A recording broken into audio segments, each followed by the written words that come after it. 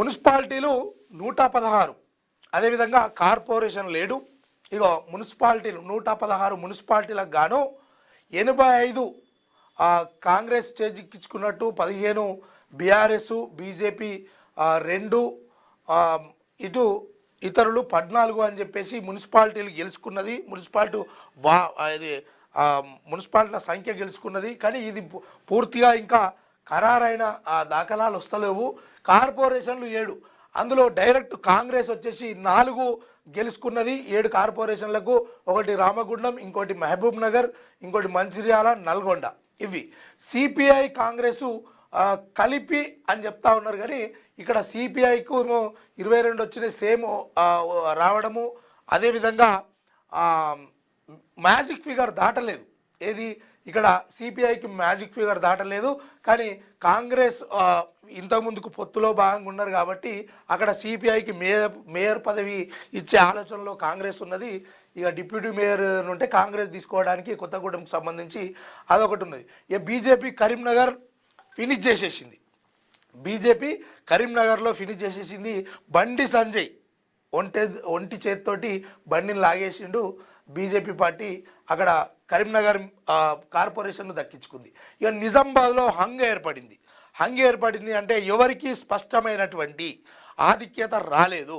అందులో 28 దాదాపుగా 31 రావాల్సి ఉంటే 28 బీజేపీకి వచ్చింది. అదేవిధంగా కాంగ్రెస్కు 14, 17, మన ఎంఐఎంకి 14, ఇతరులకు 1 వచ్చినట్టుగా తెలుస్తూ ఉంది. కానీ అక్కడ హంగ్ ఏర్పడింది.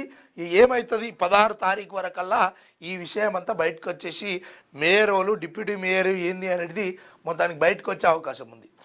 ఒక్కసారి కాంగ్రెస్కు జై కొట్టిన పట్నం మున్సిపల్ ఎన్నికల్లో గ్రాండ్ విక్టరీ. 85 మున్సిపాలిటీలు హస్తగతం. మరో 10కి పైగా స్థానాలను చేజిక్కించుకునే ఛాన్స్.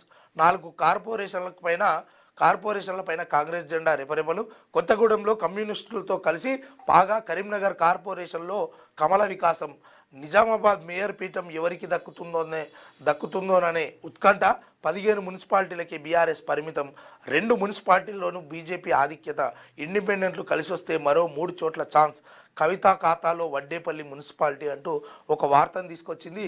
ఇది ఇప్పటిదాకానే మాట్లాడుకున్నాం కదా. 85 అంటే ఇంకా స్పష్టమైనటువంటి అది రాలేదు.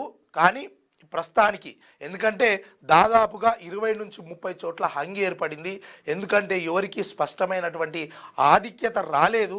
అందులో భాగంగా ఇండిపెండెంట్లే కీలకంగా మారినటువంటి దిశలో వాళ్ళను చాలామంది ఎత్తుకపోయే కార్యక్రమం చేసిర్రు.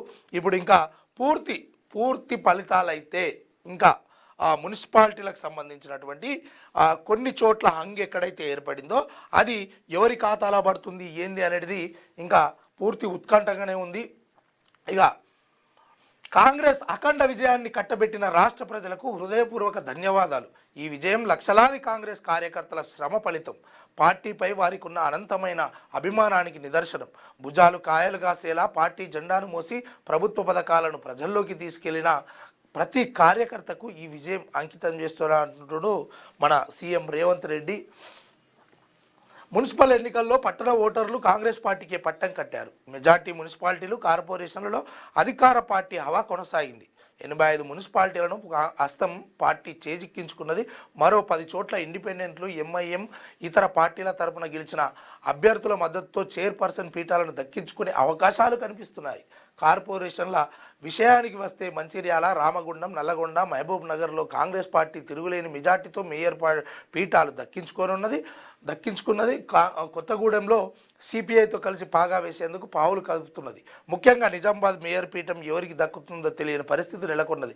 ఇక ప్రతిపక్ష బీఆర్ఎస్ పార్టీ ఈ ఎన్నికల్లో కేవలం 15 మున్సిపాలిటీలకే పరిమితమైంది. ఆ పార్టీ వర్కింగ్ ప్రెసిడెంట్ కేటీఆర్ నియోజకవర్గమైన సిరిసిల్ల, ఆ పార్టీ అధినేత కేసీఆర్ అసెంబ్లీ స్థానమైన గజ్వేల్ మున్సిపాలిటీలను కాపాడుకున్నది.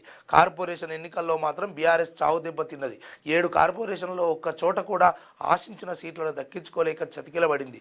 పోయినసారి 10కి 10 కార్పొరేషన్లు గెలుచుకున్న ఆ పార్టీ ఈసారి జీరోగా మిగిలిపోయింది. అయితే ఇప్పుడు వాళ్ళు ఒక్క పార్టీ ఒక్కటి కూడా గెలుచుకోలేదు. అందులో భాగంగా మీరు కూడా అన్నీ గెలుచుకోలే కదా సారు. మీరు కూడా అంటే అధికారంలో ఉన్నటువంటి ఏ పార్టీ అయినా మామూలుగా అటు అసెంబ్లీ స్థానాలు అయిపోయిన తర్వాత ప్రభుత్వం ఏర్పడిన తర్వాత ఏ ఎన్నిక వచ్చినా అధికార పార్టీ సునాయాసంగా ఈజీగా తన ఖాతాలో వేసుకోవడానికి ప్రయత్నిస్తుంది. మీరు ఈజీగా అయితే ఏం వేసుకోలేదు. ఇప్పుడు వాళ్ళ మీద ఉన్నటువంటి వ్యతిరేకతతోటి మీరు గెలిచిరనుకుంటురా, లేకపోతే మీరు చేసినటువంటి మేలుతోటి మీరు గెలిచిరనుకుంటురా? ఏ రకంగా గెలిచినా 100కు 100గా మీరు 7 కార్పొరేషన్లకు 7 కార్పొరేషన్లు అయితే ఏం చేజిక్కించుకోలేదు. అదేవిధంగా 116 మున్సిపాలిటీలకు సంబంధించి 116 కూడా మీరేం చేజిక్కించుకోలేదు. దాదాపుగా 52 అంటే ఒక ఇంకా 20-30 ఏవైతే మున్సిపాలిటీలు ఉన్నాయో వాటిలో హంగు ఏర్పడింది. ఆ హంగు కారణంగా ఎవరికి దక్కే అవకాశం ఉంది అని అంటే మెజార్టీగా కాంగ్రెస్ పార్టీకి దక్కి, ఎందుకంటే ఆడ ఎక్స్ అఫీషియల్స్ ఓట్లు ఉంటాయి కాబట్టి, ఎమ్మెల్యేలు ఎమ్మెల్సీలు అదేవిధంగా ఎంపీల ఓట్లు ఉంటాయి కాబట్టి ఆ ఓట్లను వీళ్ళకు వేయాల్సి ఉంటుంది. అందులో భాగంగా ఏర్పడే మున్సిపాలిటీల మున్సిపల్ చైర్మన్ అదేవిధంగా వైస్ చైర్మన్లకు ఉంటారు కాబట్టి అది ఇంకా మరి బయటకు అయితే రాలేదు. పూర్తి స్థాయిలో ఎంత చాలా మందిని ఎత్తుకపోయారు కదా. క్యూన్యూస్ పేరు చెప్పి ఎవరైనా వసూళ్లకు, అక్రమాలకు, బెదిరింపులకు గురి చేసిన క్యూన్యూస్కి సమాచారం ఇవ్వండి. క్యూన్యూస్ ఎప్పుడూ ఇలాంటి చర్యలకు పాల్పడదు, ప్రోత్సహించదు. క్యూన్యూస్ ఎల్లప్పుడూ ప్రజా గొంతుకగా ప్రజల సమస్యల కోసం నిరంతరం పోరాడుతుంది. మీకు ఎలాంటి సమస్య ఉన్నా క్యూన్యూస్ని కాంటాక్ట్ అవ్వండి. సంప్రదించవలసిన ఫోన్ నెంబర్ 7569534968 8688926084.